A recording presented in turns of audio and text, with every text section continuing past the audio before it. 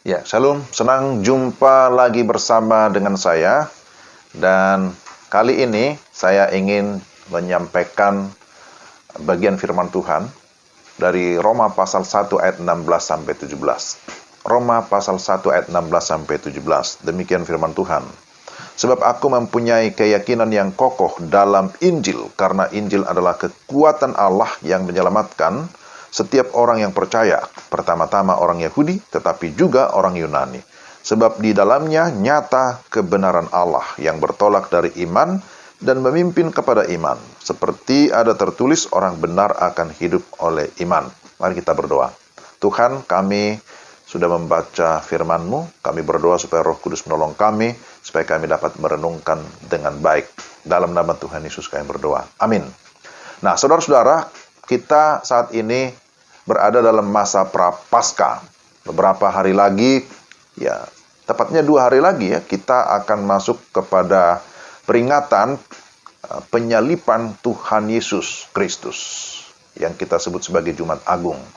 Maka kita terus diingatkan tentang karyanya yang agung, ya, yang sudah menyelamatkan saudara dan saya, orang-orang yang percaya, tapi juga Rasul Paulus, ya, yang menuliskan surat Roma ini.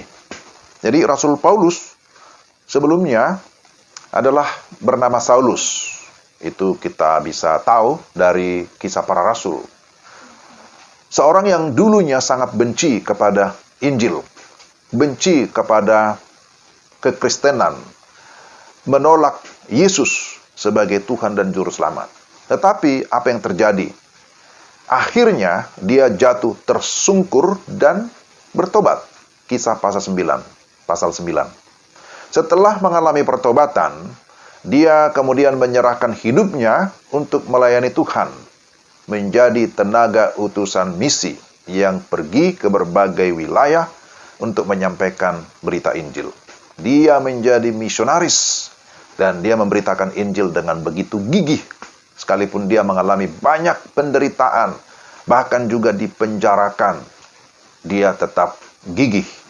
Di dalam Roma pasal 1 ayat 1, Paulus memperkenalkan dirinya dengan identitasnya yang baru sebagai hamba Yesus Kristus, yang dipanggil menjadi rasul, yang dikuduskan untuk memberitakan Injil Allah. Paulus mencatat bahwa dia mempunyai keyakinan yang kokoh. Dalam terjemahan lain disebutkan bahwa dia tidak malu terhadap Injil, tidak malu memberitakan Injil. Nah, apa yang membuat dia begitu yakin dan tidak malu memberitakan Injil? Pertama, asal Injil, berkaitan dengan asal Injil. Karena Injil itu berasal dari Allah, Injil Allah, atau disebut sebagai Injil Yesus Kristus. Injil adalah firman Tuhan yang berotoritas. Injil itu bukan filsafat manusia, bukan karangan manusia.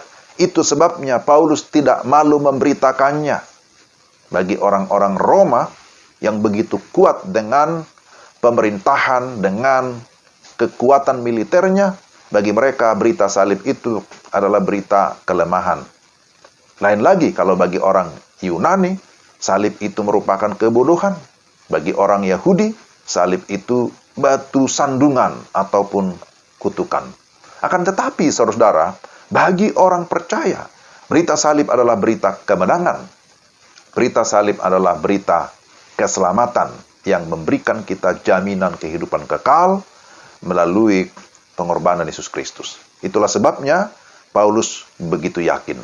Apakah saudara juga begitu yakin? Saya yakin, saya sungguh-sungguh yakin bahwa Injil itu berkuasa, ya, karena memang berasal dari Allah. Nah, itu yang kedua yang kita akan lihat, kuasa Injil. Injil yang berasal dari Allah berkuasa. Berkuasa untuk apa? Berkuasa untuk menyelamatkan. Di dalam ayat 16b disebutkan bahwa Injil adalah kekuatan Allah. Orang Roma bangga dengan kekuatannya. Mereka adalah negara adikuasa, negara adidaya pada masa itu. namun mereka lemah secara rohani. Seorang filsuf bernama Seneca berkata bahwa Roma adalah kancah kejahatan. Seorang penulis bernama General menulis bahwa kota Roma adalah selokan busuk di mana sampah kekaisaran bertimbun. Nah, itulah pengamatannya dia. Itulah yang dia nyatakan bahwa pada masa itu kota Roma itu dia ibaratkan seperti selokan busuk yang penuh dengan sampah kekaisaran, penuh dengan dosa. Nah, Paulus berkeyakinan bahwa hanya Injil yang dapat mengubah mereka yang berdosa. Lalu berikutnya, masih dalam ayat 16 bagian C, disebutkan bahwa Injil berkuasa menyelamatkan. Tadi disebutkan Injil adalah kekuatan Allah, tapi berikutnya Injil itu berkuasa menyelamatkan. Keselamatan memiliki arti dasar sebagai pembebasan atau kelepasan. Pembebasan secara pribadi maupun sebagai bangsa. Saudara, kaisar dipandang sebagai juru selamat, tetapi ternyata dia tidak pernah berkuasa menyelamatkan jiwa. Kaisar itu pun akhirnya runtuh. Kaisar itu pun akhirnya jatuh. Maka seseorang hanya bisa diselamatkan di dalam Yesus Kristus. Hanya dia yang sanggup menyelamatkan atau membebaskan manusia secara rohani. Menyelamatkan manusia dari segala perbudakan dosa, dari segala kekuasaan iblis, bahkan juga dari kuasa maut. Nah, inilah yang merupakan kuasa Injil. Lalu yang ketiga, jangkauan Injil. Ayat 16 bagian D, di sana dikatakan semua orang percaya, baik orang Yahudi maupun non-Yahudi. Itulah jangkauan Injil. Injil bukan hanya ditujukan kepada orang tertentu, kepada golongan tertentu, kepada bangsa tertentu, bukan hanya untuk orang Yahudi, tetapi juga untuk non-Yahudi, untuk orang-orang Yunani, Romawi, dan semua suku bangsa di tengah-tengah dunia ini. Bahwa Tuhan tidak membeda-bedakan suku bangsa, tetapi Dia hadir untuk semua suku bangsa. Yesus datang untuk semua manusia, untuk semua suku bangsa yang sudah terhilang karena dosa. Nah, bagaimana seseorang dapat diselamatkan? Apakah dengan perbuatan baik? Dalam ayat 17 dinyatakan bahwa seseorang diselamatkan karena iman kepada Yesus Kristus. Injil adalah kebenaran Allah yang harus diresponi dengan iman. Kebenaran menimbulkan iman dan memimpin kita kepada iman. Jadi dikatakan dari iman kepada iman. Sehingga dengan demikian orang benar akan tetap hidup oleh iman. Hidup oleh iman berarti hidup bergantung sepenuhnya kepada Allah. Bergantung secara total kepada Allah. Apakah saudara sudah mengalami Injil? Apakah saudara memiliki keyakinan yang kokoh dalam Injil?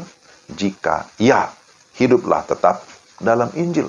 Dan beritakanlah Injil dengan penuh keyakinan, tanpa malu, supaya orang lain juga mengalami keselamatan. Inilah yang bisa saya bagikan pada saat ini. Kiranya Tuhan memberkati kita sekalian. Mari kita berdoa. Tuhan, terima kasih untuk firman-Mu. Teguhkanlah iman kami dan pimpinlah kami supaya kami tetap hidup dalam iman.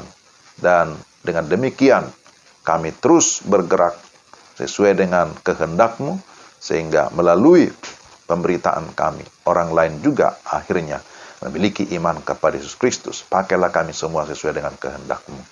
Dalam Kristus Yesus kami berdoa. Amin. Demikianlah perjumpaan kita hari ini, dan nantikan saya dalam renungan atau video-video selanjutnya. Tuhan memberkati.